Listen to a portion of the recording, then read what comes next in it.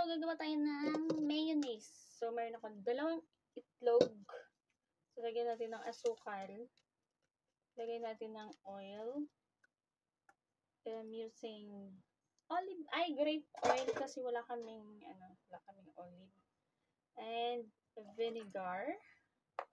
And salt. So, ayoko nang masyado. Tansya-tansyahin na natin. Okay. Tapos, gagamit tayo ng blender na to.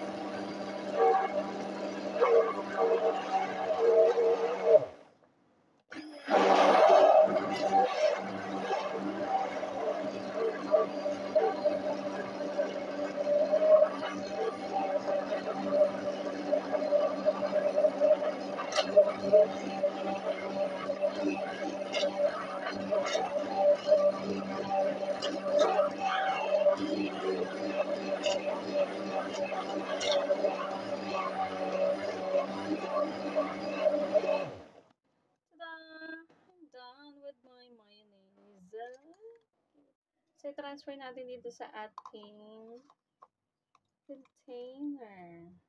Mayonnaise na, oh. So, pwede na to sa pwede na sa salad ninyo. Pwede na din siya sa, tawag ng sausawan, sa french fries. So, pwede na rin siyang palaman. Kung gusto niyo pa ng more healthy, pwede kayong gumamit ng olive oil, the extra virgin olive oil. So, ayun, ganun lang kadali gumawa ng mayonnaise. Yummy. Yun lang.